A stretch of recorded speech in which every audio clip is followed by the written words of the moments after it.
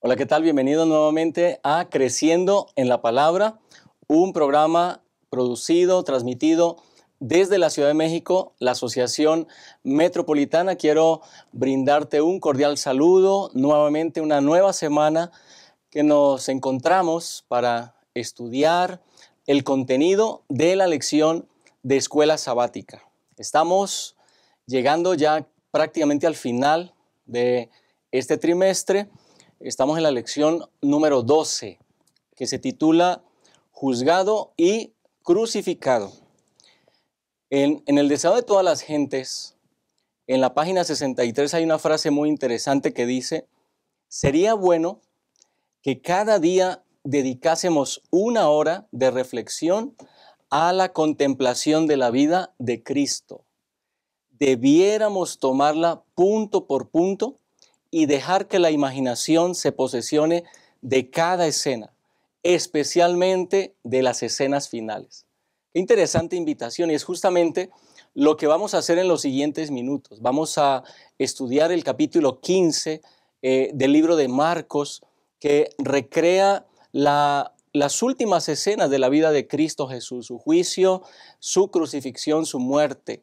Y vamos a reflexionar, a tomar las mejores lecciones de estas escenas tan dramáticas, tan importantes en nuestra experiencia como cristianos. Para estudiar este tema, lo hemos dividido en tres aspectos principales. El primero lo hemos titulado El Rey despreciado, el segundo, El Rey crucificado, y el último, El Rey reconocido. Y para estudiar, para compartir algunas ideas de lo que está en la lección y en otros comentarios, tenemos con nosotros en esta ocasión a dos invitados, dos pastores de nuestra Asociación Metropolitana. Quiero comenzar dando la bienvenida al pastor Brian Bailón, pastor de distrito aquí en nuestra asociación. Pastor, gracias por acompañarnos. Muchas gracias, Pastor Joelman, y gracias nuevamente por la invitación. Y queremos saludar porque nos ven desde muchas partes del mundo, y eso es muy bueno, la verdad, cómo esto de las redes sociales cruza fronteras muy rápido, ¿no? Y justamente nos escribe Antonio Pérez de Brasil, nos sigue desde el 2018, Pastor, y él es de Cuba, pero pues nos ve desde Brasil. Y también desde, ahora sí como dicen, del otro lado del charco, desde España, nos ve la hermana Esther Guerrero. Dios le bendiga, hermana, desde España. Le mandamos saludos, y a su familia también, que su familia está en Honduras. Dios les bendiga, y un fuerte abrazo y un saludo a todas las personas que nos ven en el mundo, desde Sudamérica, Europa, Asia. Dios les bendiga y les mandamos un fuerte abrazo. Gracias, pastor. También está con nosotros el pastor Joe Alcázar, departamental, aquí en nuestra Asociación Metropolitana. Pastor, bienvenido. Gracias, pastor, por la invitación para poder participar de esta lección número 12, que perfectamente describe lo que leíste en la historia de todas las gentes. Vamos a ver con detalle lo que Jesús experimentó previo a su muerte. Y creo que eso va a provocarnos que ustedes y yo también reflexionemos en nuestra vida personal de lo que Jesús ha hecho por nosotros. Y quiero saludar también a algunos hermanos del país que también nos acompañan y son leales a este programa. Nuestra hermana Lupita Cisneros, desde Culiacán, Sinaloa. Hermana, Dios sea contigo allá en Culiacán, que Dios te bendiga mucho. Igual también a nuestro hermano José López, que nos sigue desde Chinameca, Veracruz. Muchas bendiciones también para allá, hermano José, y que juntos podamos este día, en este momento, poder participar y gozar. Gracias, pastor. Aprovecho también para saludar a los hermanos y hermanas de la Asociación Metropolitana aquí en la Unión Mexicana Central, aquí en la Ciudad de México, de la Asociación Azteca Mexiquense aquí en la ciudad. Gracias también por acompañarnos. Saludo a la hermana Ángeles Chávez desde la iglesia de Los Pinos, distrito de la Floresta, que nos saluda. Nos dejó un saludo en la semana anterior, así que un saludo, hermana, y a los hermanos de la iglesia de Los Pinos, del distrito de Floresta.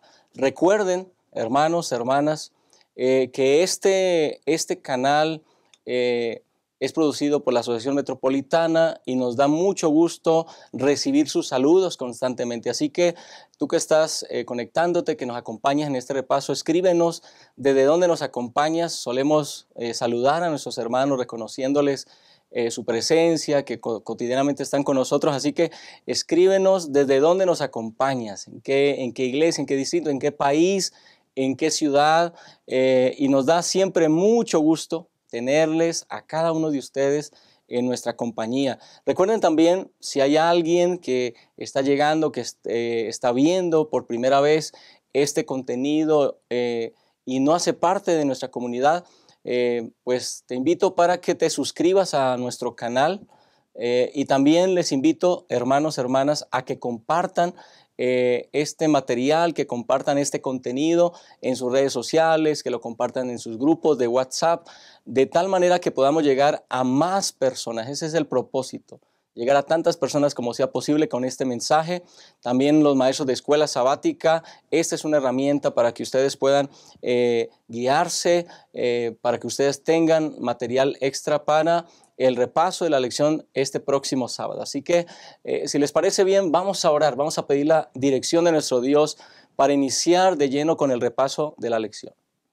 Bendito Dios, Señor, en esta ocasión queremos nuevamente agradecerte porque tenemos la seguridad de tu presencia en este momento.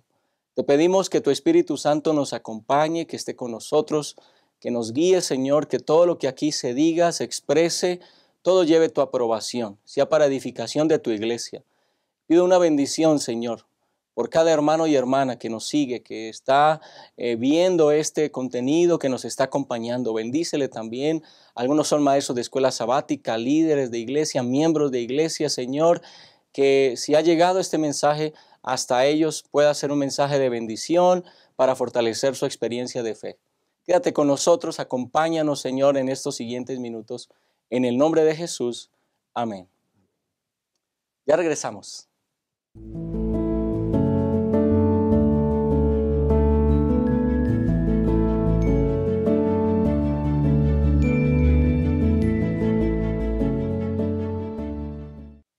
Bueno, estamos de regreso y comenzamos el estudio de esta lección número 12 con el primer tema, el rey despreciado. Retomamos entonces en el capítulo número 14 de Marcos. Aquí encontramos cómo el concilio, ese jueves, viene con Jesús. Ellos ya han hecho un plan deliberado para matar a Jesús. Ese es su propósito. Arrestan a Jesús, lo llevan ante el concilio, ante el sumo sacerdote, y bueno, con falsos testigos, lo acusan de blasfemia, etcétera, ¿no? Así que ellos ya han logrado el primer paso, lo acusan de blasfemia y lo que merece Jesús frente a su plan es la muerte. Pero ahora ellos necesitan ejecutar la muerte y no tienen el permiso del gobierno romano. Así que el siguiente paso que ellos deben dar entonces es llevarlo ante los romanos. Y ahí entonces entra el relato del capítulo 15 del libro de Marcos, en el que señalan que muy de mañana, dice, habiendo tenido consejo, los principales sacerdotes con los ancianos, con los escribas y con todo el concilio, llevaron a Jesús y lo entregaron ante Pilato. Y allí entonces se desenvuelve toda una serie de situaciones, de circunstancias, que bueno, pues vamos a hablar de ellas, Pastor Brian, Pastor Job. Bien interesante lo que mencionas, Pastor, con el asunto de la escena con Poncio Pilato. Recordemos que primero los judíos acusan a Jesús de que es el Mesías. Entonces lo llevan ante un gobierno no judío, que los romanos gobiernan a ellos como pueblo judío.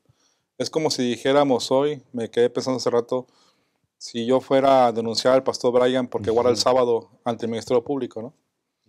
El Ministerio Público va a decir, yo no tengo nada que ver con eso. Si no tiene lugar la Ajá, acusación. no tiene lugar la acusación. Es entre ustedes como adventistas, ¿no? Ustedes resuélvanlo, ¿verdad? Porque no lo guardan. Sí. Entonces algo así sucede. Los judíos van a acusar ante un gobernador o un gobernador de provincia de que Jesús es el Mesías. Sí, con leyes. Con leyes totalmente diferentes, que ellos, por eso es que encontramos esas pruebas que dice él, yo no hallo en él ningún delito. Aún sabiendo que Pilato, leemos en la lección menciona que era un hombre bien sanguinario, ¿verdad? Que ahí dice en Lucas 13 que hizo una mezcla de los galileos, la sangre de ellos que mató junto con sus sacrificios. Sí, no era una buena persona, Pilato, era un hombre realmente sanguinario y malo. Y aún ese hombre en esa visión, cuando escucha a los judíos venir, se da cuenta que ellos están acusando algo que no tiene nada que ver, que no es real, que no está sucediendo así. Entonces vean qué interesante es lo que pasa aquí, ¿verdad? En ese sentido. Y por supuesto que bajo esa perspectiva de que los judíos están acusando a Jesús como el Mesías, que es el Mesías, que es el rey de los judíos, entonces Pilato utiliza ese término, ¿verdad?, del rey de los judíos para referirse también a eso. ¿Queréis que mate a vuestro rey? ¿Verdad? O sea, como una forma de sarcasmo, como una forma de burla en ese sentido, de ironía en ese sentido. Y bueno, en medio de todo esto está Jesús. Y también creo que es digno de reconocer y alabar a nuestro Dios porque Él mantiene una postura también tranquila, paciente. Él es Dios, no olvidemos eso. Y Él toma una postura tranquila en un contexto de agresión, de injusticia, de daño contra Él. Y creo que eso es bien interesante también de reconocer en ese sentido. Al final, el plan del Sanedrín se está logrando, ¿no? Ellos están buscando que Jesús sea muerto, ¿no? Por el contexto, y aquí Pilato avala la idea, ¿verdad? Les dice, pues yo no veo ninguna acusación, no veo ningún problema en él, pero si ustedes creen que lo debo hacer, pues avancen, ¿no? En ese sentido. Sí, es bien interesante esta parte de la historia de Jesús, porque, bueno, yo ahorita, como decía Pastor, que es lo que platicábamos y me ponía a pensar sobre cómo es o sea, esta parte de la historia que estamos llegando en Marcos, ¿no? Es la parte de la historia como una de los clímax de cada evangelio, que es la crucifixión, la muerte de Jesús y todo esto.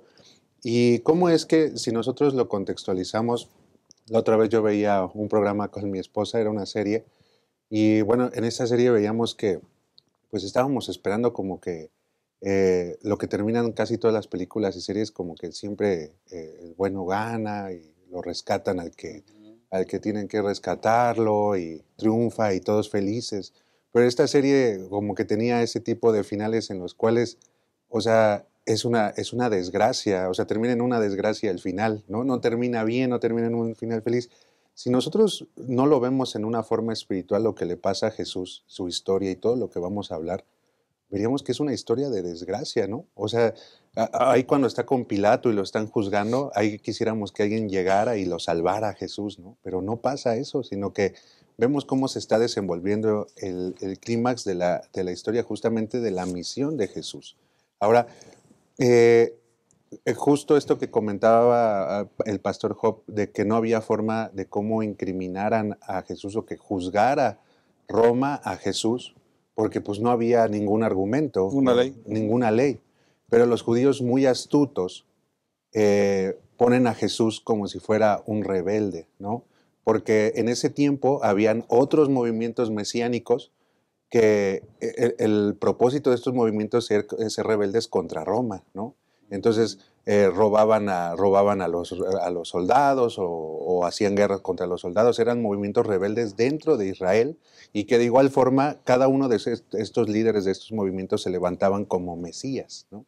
Entonces ahí tenemos el caso, por ejemplo, de Barrabás y demás, es decir, eran falsos mesías, pero que se levantaban, y entonces por eso es que cuando van con Jesús y lo presentan como una persona rebelde, como una persona que tiene un movimiento rebelde que va en contra. Que quiere usurpar el reino, ¿no? Que quiere usurpar el reino, ¿no? Y que de esa forma ahí están tramando la coartada perfecta para que lo juzgue Pilato.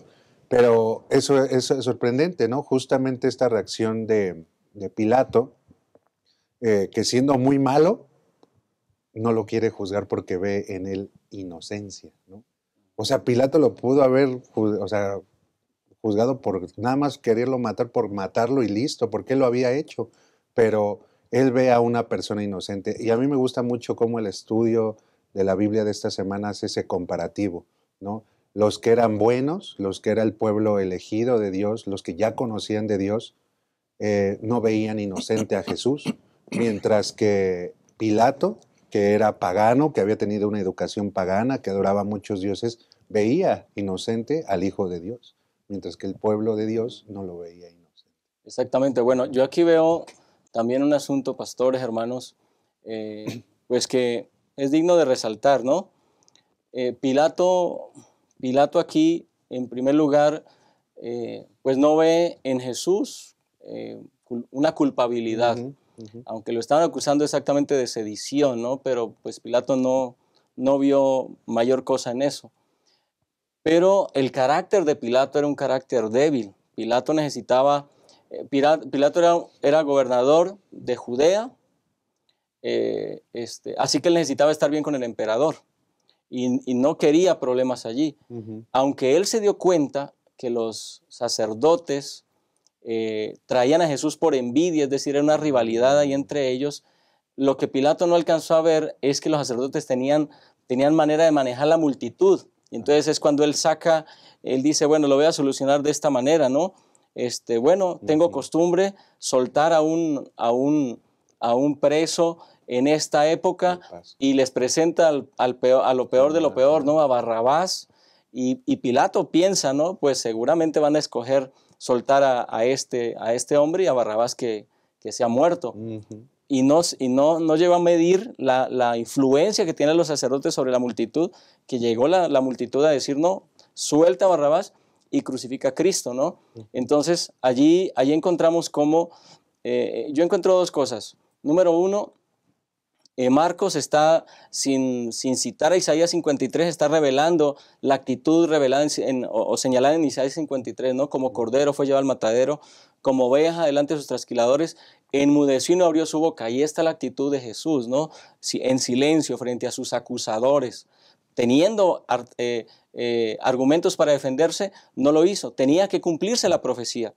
Y número dos, cómo esta multitud grita desaforadamente que crucifiquen a Cristo, pero ahí también dentro de eso vemos un silencio, porque dentro de esa multitud seguramente había muchas personas a quienes Cristo sanó, a quienes Cristo les hizo bien, a quienes Cristo les hizo algún favor, pero esas personas no hicieron nada por defender a Jesús.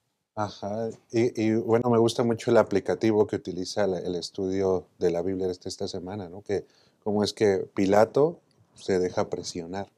O sea, esa presión social, esa presión del pueblo, exacto, esa presión, y que al final, o sea, ¿cómo es eso? De que nosotros mismos también podemos dar paso, aunque esté fuera de nuestros principios o fuera de nuestras creencias, a algo malo, a algún tipo de pecado por la presión social, ¿no? Entonces, y que volvemos nuevamente, hace poco había un buen tema para los jóvenes que se llamaba El encanto de Hollywood. No sé si llegaron a leer el tema, y hablaba acerca de esto, de qué es cómo nos encanta las películas de Hollywood y qué es lo que ponen, y hablaban acerca de cosas que ya vemos, por ejemplo, en series o en películas que se ven normal, ¿no? O sea, que se ve de lo más normal, como por ejemplo, relaciones, por ejemplo, relaciones sexuales antes del matrimonio. O sea, es lo más normal, o sea, las mujeres, los hombres lo hacen en las series, normal, en las películas, normal, y nadie dice nada, ¿no? Y es bien visto. Inclusive hasta los mismos papás hasta ya aplauden en la situación, ¿no? Eso es un tipo de presión. O sea, que tú hables en la escuela o que digas a tus compañeros, ¿sabes? Yo pienso que tener relaciones sexuales en el matrimonio es lo correcto. Probablemente vas a sonar como una persona como del siglo pasado, ¿no? Y la misma presión va a ser, entonces, qué importante es mantenernos fieles.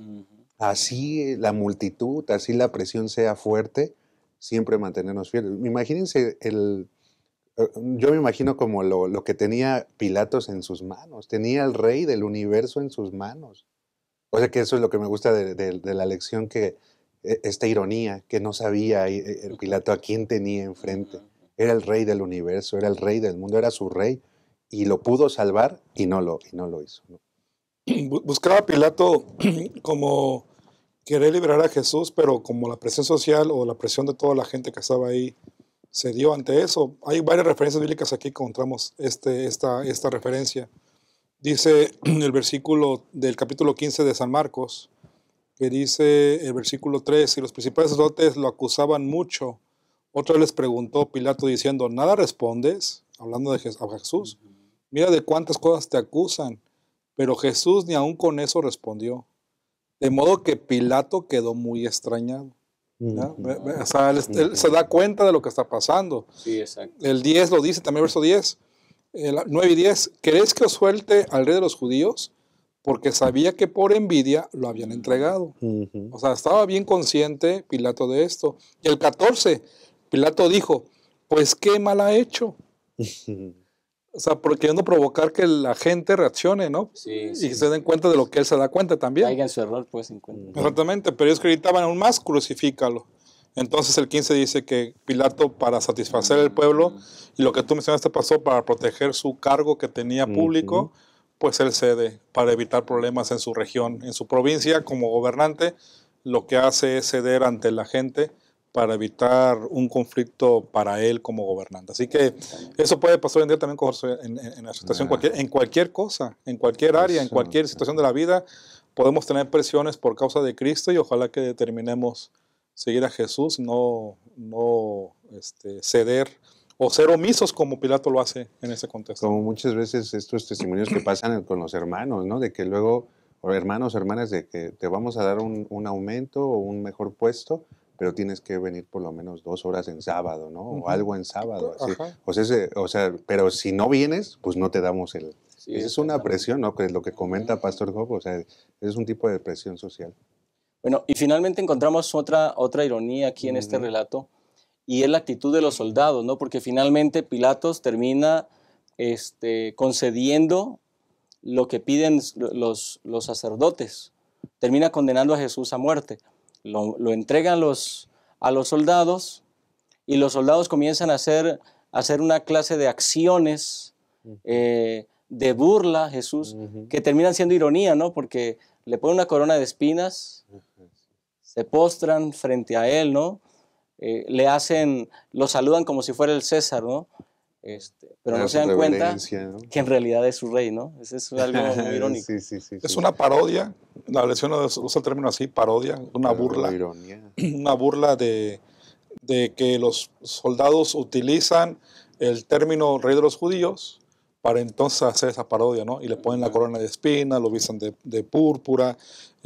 Bueno, antes primero lo azotaron muchas veces. Los judíos azotaban 39 azotes, pero los romanos no. Los romanos azotaban hasta cansarse.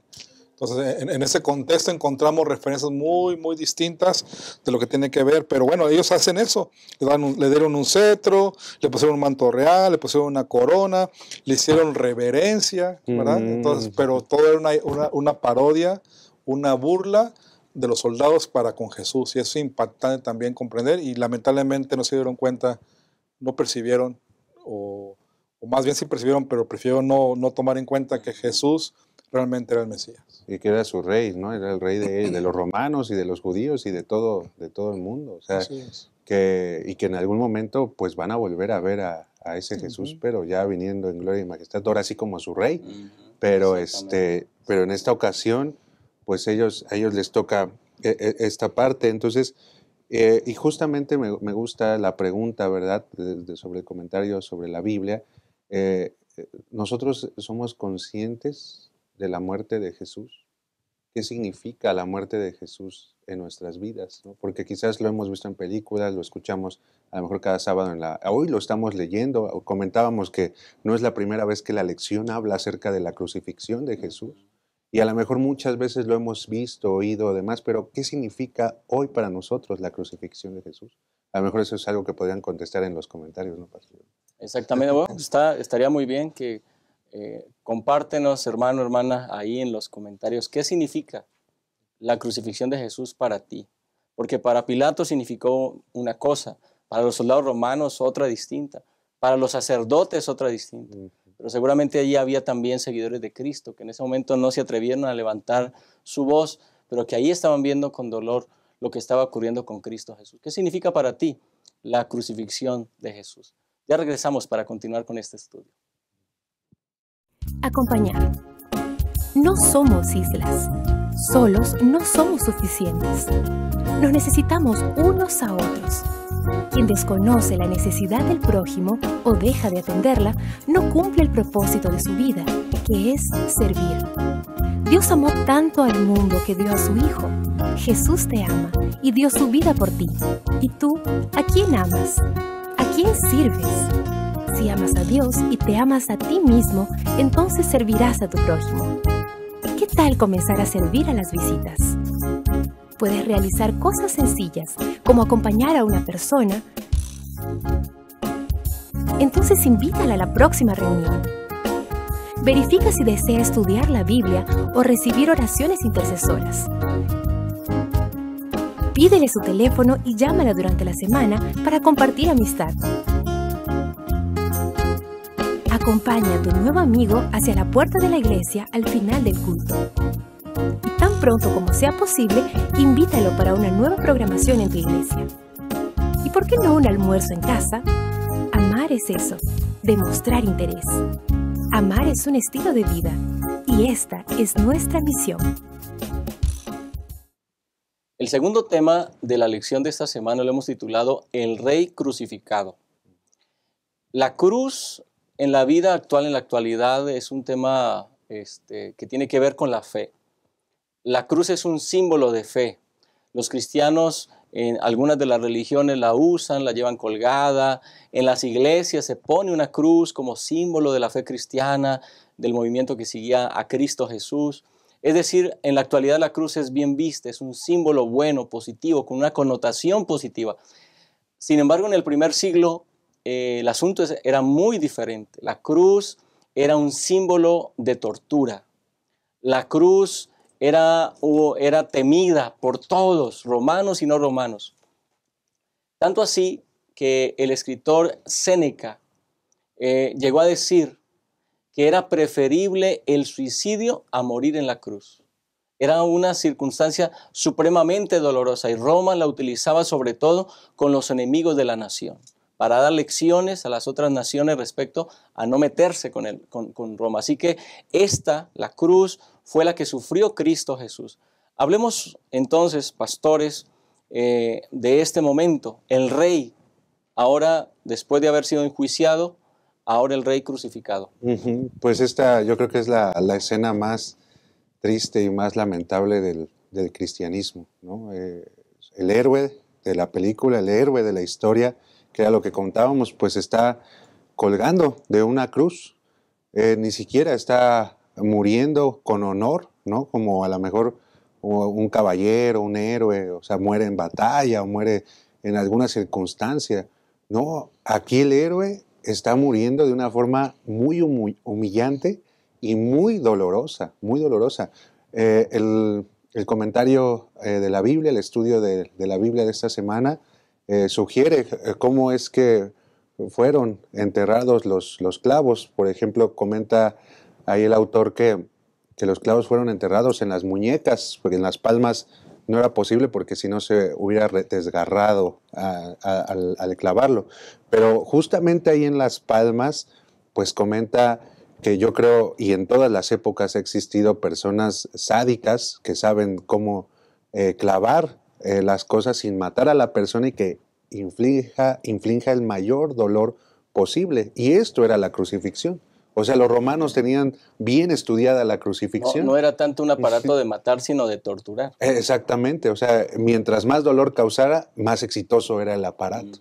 Y justamente ellos metían los clavos en un punto de presión en las manos donde causara dolor y no matara a la persona ni la desmayara. Entonces, si alguna vez, ¿no? Yo recuerdo a un hermano un hermano de la iglesia vieja, el hermano Guillermo, que que un día nos enseñó así un truco aquí en las manos, ¿no? Que cuando estuviéramos estresados nos hiciéramos como un masajito aquí, que aquí es una terminación. Entonces, me acuerdo que luego lo saludábamos y nos apretaba. ¡Ay, dolía! Sí, dolía muchísimo. Y decía, lo que pasa es que estás estresado. Así nos decía, ¿no? Entonces, yo me pongo a imaginarte, o sea, el clavo pasando, o sea, el hierro pasando en medio de las manos. Y luego los pies ni se digan, ¿no? O sea, los pies tenían que ser muy importante, el clavo, porque era lo que iba a sostener a la persona al final del día, ¿no? O sea, la otra vez le puse ¿cómo se llama? Mi soporte, ¿no? De televisión, y traían unos clavos bien grandes, o sea, para sostener 15 kilos, 20 kilos. Ahora imagínate para sostener un cuerpo de 70, 80 kilos. O sea, necesitabas un clavo bastante grande, bastante fuerte, y que atravesara los pies. Entonces, justamente en esta escena nos encontramos. En esto vemos cómo es que la confabulación humana, los planes humanos, pareciera que fueron efectivos. Todo lo que planearon en contra de Jesús se está cumpliendo, ¿no? Entonces, ¿por qué? Ahí es donde entra el aplicativo. A veces hay confabulaciones humanas que son efectivas en nuestras vidas. Y podríamos decir, ¿y por qué Dios no interviene ahí, ¿no? Cuando tenemos enemigos en el trabajo, enemigos, no sé, en nuestras casas, no lo sé, y que a veces hacen confabulaciones contra nosotros y a veces tienen efectos y son efectivas.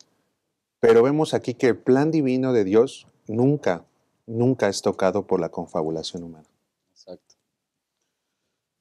Creo que me quedé muy pensativo en esta parte y creo que estamos desafiados a reflexionar, hermanos, pastores, porque definitivamente lo que Jesús experimentó, yo en lugar de ver una escena de tristeza, veo una escena de amor, donde Jesús, siendo Dios, se deja lastimar, se deja golpear, se deja clavar, se deja crucificar, y Él no hace nada.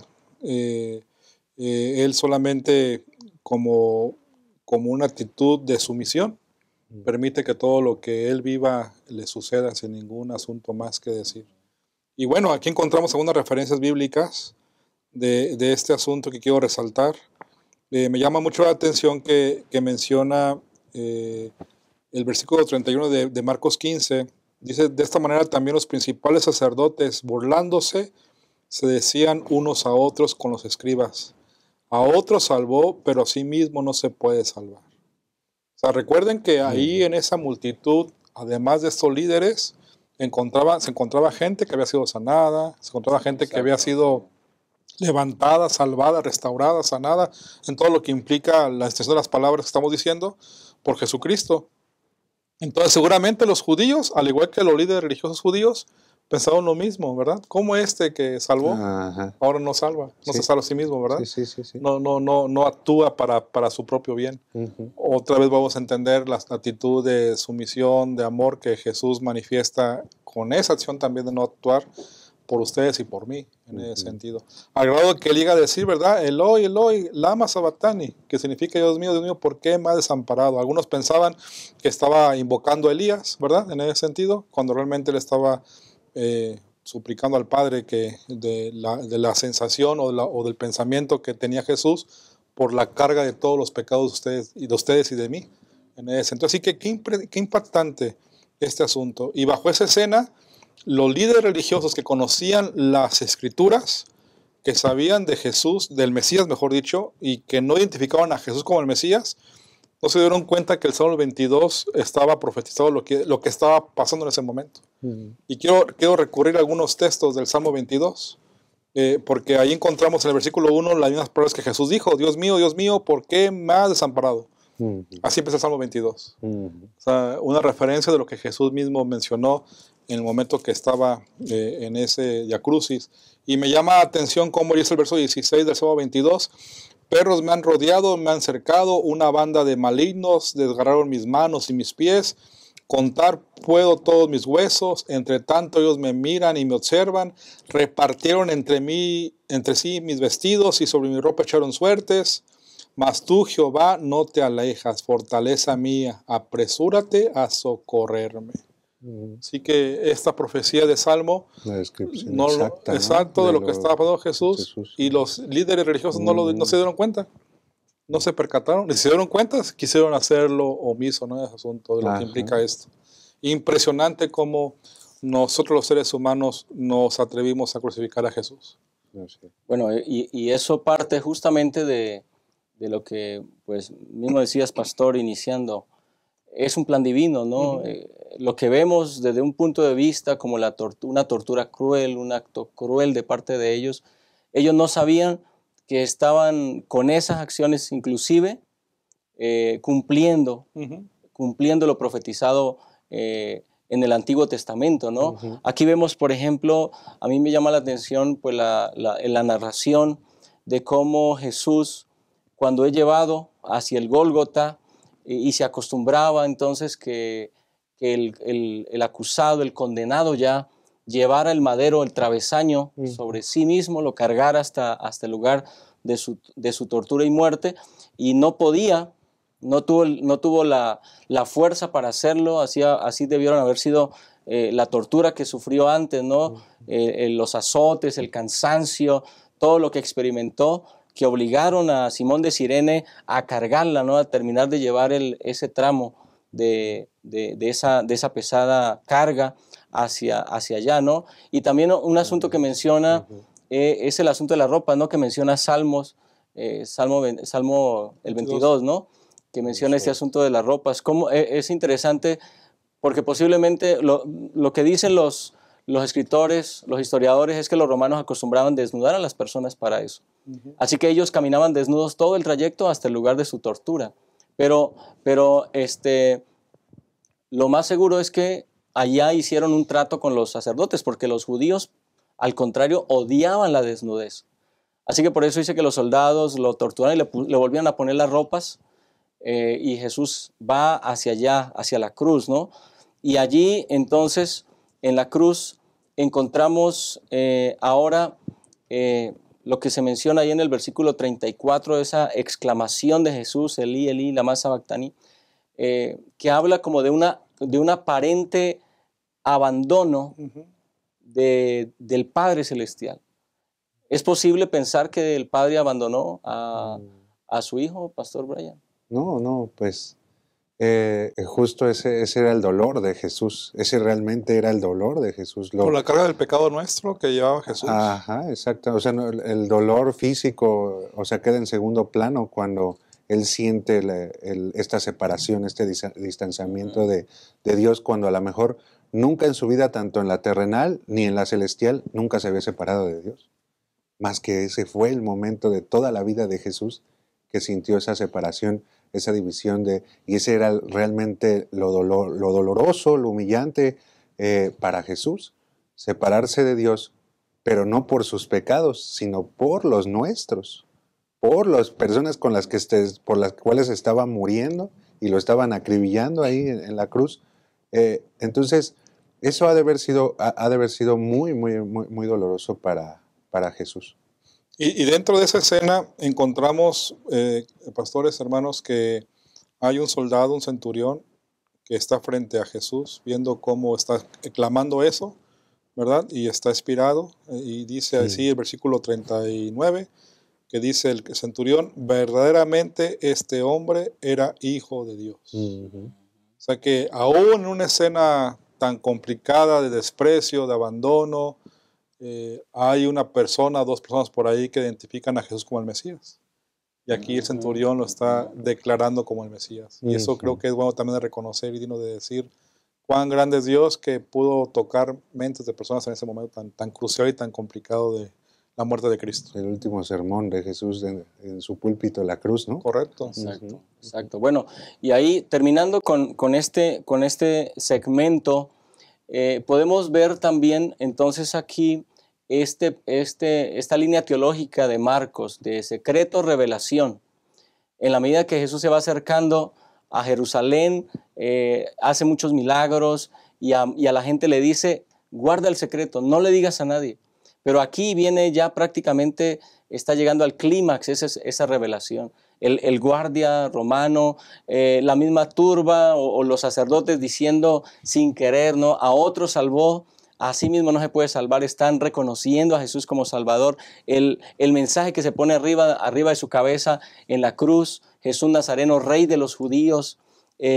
Así que se está revelando finalmente, el escritor permite que ahora en la cruz se revele realmente que el que está ahí en esa cruz no es un ladrón, aunque está crucificado con dos ladrones. Es el Redentor del mundo, es el Mesías, es el Rey que está siendo crucificado. Creo que es una revelación maravillosa, y la cruz nos dice a nosotros y nos da a nosotros un mensaje de esperanza y de salvación. Aquella muerte fue por nosotros, aquella muerte fue para salvarnos a cada uno de nosotros. Quédate con nosotros un momento más, regresamos para cerrar el repaso de esta lección. Abrazar. ¿Te has puesto a pensar en cómo demostrar amor de diferentes formas? Una de esas maneras es promover el bienestar del otro, y eso se puede ver cuando manifiestas actitudes que hacen que el otro se sienta bien recibido. Aquí en la iglesia puedes acercarte con una sonrisa, saludar con alegría. Sé bienvenido, dando la bienvenida a la casa del Padre. Decir tu nombre y preguntar el nombre del otro. Desear saber de dónde viene y cómo está. Colocarte a disposición para lo que Él necesite.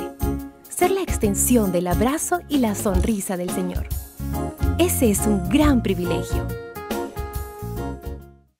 En este último tema, titulado El Rey Reconocido, encontramos algo bastante interesante.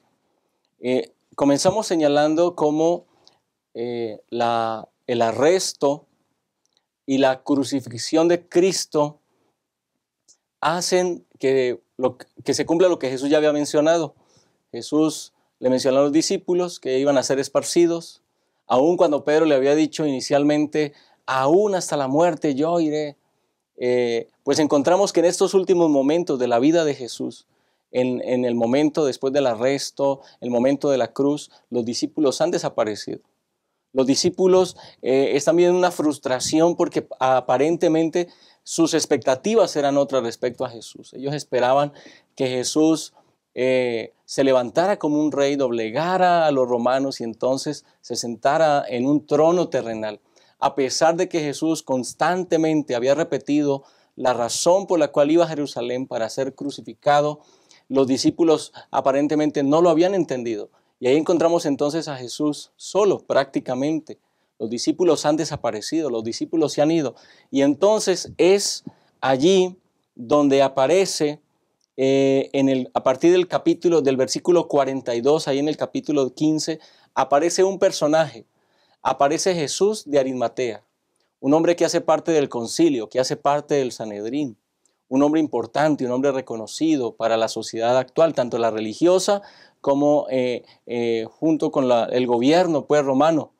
Y aparece José de Arimatea con el propósito de recoger el cuerpo de Jesús. Pastor Joven, es algo contradictorio, ¿no? Los discípulos no están, pero aparece este hombre que hace parte del concilio de los judíos. Sí, bien interesante el contraste de actitudes, como mencionas, de los discípulos, de los que siguen a Jesús, que deberían ser los primeros en estar cerca de Jesús, cerca de toda la situación que está pasando. Solo se menciona que están 3 mujeres, ¿no?, que están pendientes, de acuerdo con San Marcos 16, de la sepultura de Cristo. Pero aparece este hombre, José de Arimatea, un hombre rico, influyente, que era parte del Sanedrín también, y que él en ese sentido busca llevar a Jesús a una tumba que él tiene. Y me llama mucho la atención que primero los romanos, Pilato, pregunta a un centurión para preguntar si realmente Jesús ha muerto, ¿verdad? Porque como que tienen esa duda. Dice la lección que inclusive pensaban que tal vez solo estaba desmayado, ¿verdad? En ese sentido. Y el centurión confirma que sí ha fallecido. Entonces en ese contexto aparece José. Trajo un sudario de lino para envolver a Jesús y depositó su cuerpo, ¿verdad?, en una tumba nueva, excavada en la roca, y así que esta tumba era lo suficientemente grande como para que se pudiese estar de pie también. Así que en esa escena que estamos mencionando, también se encuentran esas mujeres que definitivamente están manifestando una actitud también de interés por saber cómo se encuentra Jesús. Y creo que esto nos da muchas enseñanzas en ese sentido, de comprender que aún si ustedes y yo proclamamos ser cristianos y pensamos decir que estamos cerca de Cristo, los discípulos en momentos claves se alejaron de Jesús, en momentos culminantes, en momentos delicados, no estuvieron con Cristo. Y mejor una persona ajena, es decir, un seguidor, se acerca y ayuda con el cuerpo de Jesús. Creo que esto es una enseñanza muy profunda que ustedes y yo nos tienen que también enseñar en esto. Y justamente eso, Pastor Job, que comenta sobre la enseñanza. ¿Dónde estaban los discípulos? ¿Qué hacían? Y es que nuevamente volvemos a esta parte de la historia que si lo vemos con ojos carnales, o sabemos una historia donde pareciera que el bien fracasó, el bien no triunfó. O sea, por eso los discípulos están chasqueados, tienen miedo, se sienten fracasados, ¿no? Porque el movimiento que apoyaban se acabó, ¿no? Como a lo mejor los otros movimientos mesiánicos donde mataban al Mesías, y bueno, que era según el Mesías, y se acababa el movimiento. Es decir, pero había un hombre que tenía, y que no era un discípulo activo, ¿no? Se puede decir que no era dentro del grupo cercano de Jesús, que él tenía otra visión de quién era Jesús.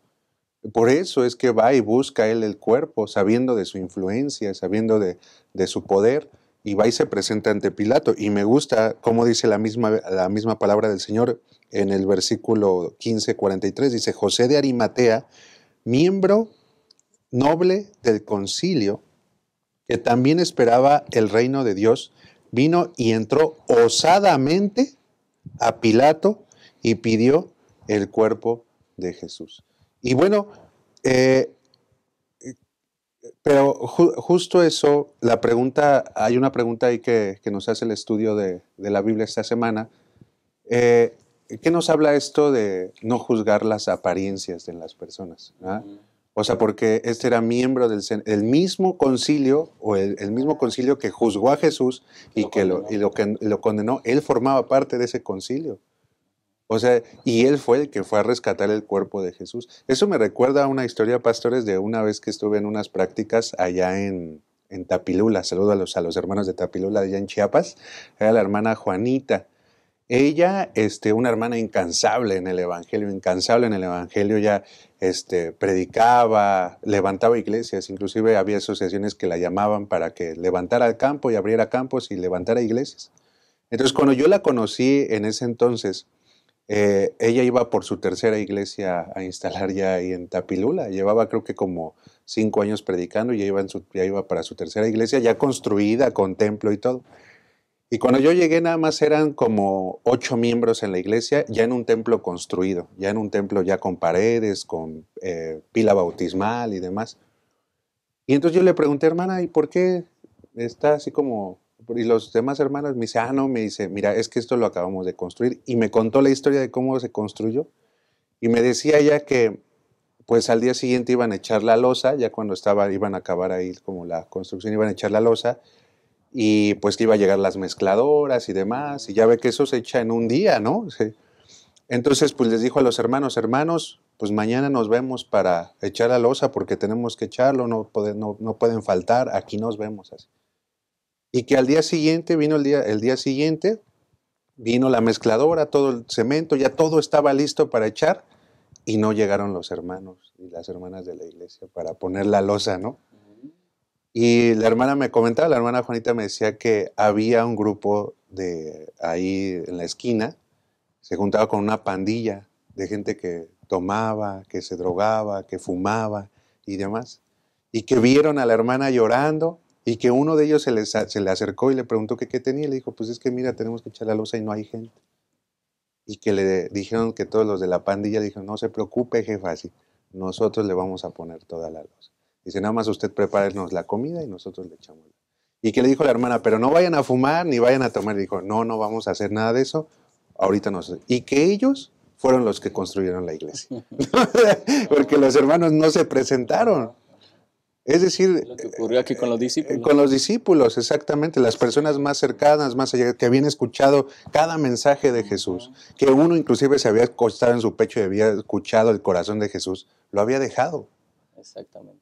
Y el que a lo mejor los que menos creían, ese. Entonces tenemos que tener mucho cuidado de juzgar a las personas por sus apariencias. Creo que la experiencia de este hombre, de José de Arimatea, versus los discípulos, en contraste con la actitud de los discípulos, pues nos debe llevar a esa reflexión, ¿no? ¿Qué puede pasar? Incluso, hermano, me gustaría que nos ayudes ahí, escribe en la caja de comentarios, ¿qué puede pasar para que un discípulo, qué es lo que suele ocurrir para que alguien que es seguidor de Cristo termine abandonando a Cristo o termine negando a Cristo? ¿Qué puede pasar? No estoy hablando de nosotros de manera personal, sino qué es lo que ocurre en la vida de algunas personas que están siguiendo a Cristo y que en algún momento dejan de hacerlo. Enfermedad o peligro. En el caso de los discípulos, pues fue el asunto del arresto de Jesús, el peligro que corrían y no se quisieron arriesgar y se fueron, ¿no? Tuvieron miedo, ¿no? Tal vez posiblemente haya otras circunstancias. Ayúdenos a comentar para enriquecer lo que estamos diciendo aquí. Lo cierto es que este hombre hizo lo que tenía que hacer, rescató el cuerpo de Jesús, lo envolvió en sudario, lo llevó a una tumba. Se presenta aquí a 3 mujeres.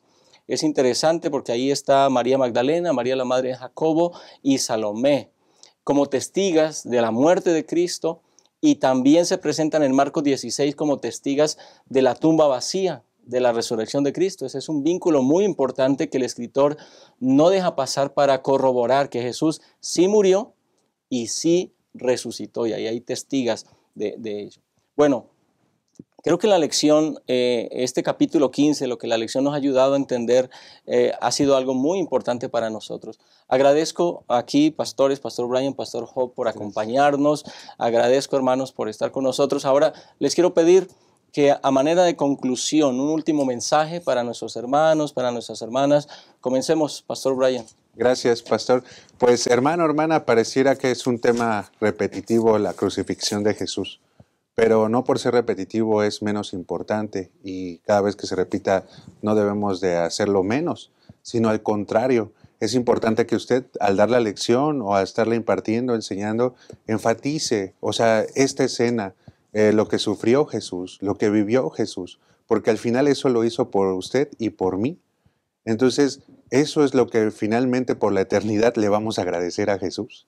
Este escenario, ese escenario, lo que es la salvación, lo que hizo, lo que se despojó por salvar a usted y a mí. Entonces, hermana, hermano, pues enfaticemos la crucifixión de Jesús y que Él pronto viene por nosotros. Amén. Gracias, pastor. Pastor Job. Yo creo que basando el pensamiento de conclusión en el versículo de memoria, podemos entender lo que Dios ha hecho por ustedes y por mí. Dice Marcos 15:34, y a la hora novena Jesús exclamó a gran voz, Eloi, Eloi, lama sabachthani, que quiere decir, Dios mío, ¿por qué me has desamparado? Creo que aquí resume la lección de esta semana, y el dolor principal que Jesús experimentó no fue el físico, aunque sí es cierto que fue un dolor extremo lo que vivió físicamente. En realidad el mayor dolor que vivió fue llevar la carga del pecado de todos ustedes y mío. Por eso aquí en el Deseo de toda la gente, en la página 701 dice, tan grande fue esa agonía, hablando de la carga del pecado, que apenas le dejaba sentir el dolor físico. O sea, en realidad la carga que Jesús llevó por ustedes y por mí, y por lo cual sufrió, fue por todos los pecados que tomó en lugar nuestro. Dios nos ayude a poder comprender esto. Amén. Muchas gracias, pastores, y muchas gracias, hermanos, hermanas, por acompañarnos en estos minutos al repasar esta lección. Oramos para que estas lecciones tomadas de este capítulo 15 de Marcos sean de bendición en primer lugar para nuestra vida, pero también recuerda compartir estas lecciones, compartir estas enseñanzas con los hermanos en la iglesia. Participemos activamente en la clase de escuela sabática este próximo sábado, y maestros de escuela sabática, que podamos guiar a los hermanos a la plena comprensión de lo que ocurrió en la cruz, de lo que significa la cruz para nosotros, de lo que implicó el sacrificio de Jesús al morir en esa cruz para salvarnos a ti y a mí. Nos vemos la próxima semana para terminar la lección de este trimestre. Que Dios te bendiga y entonces nos veremos la próxima vez.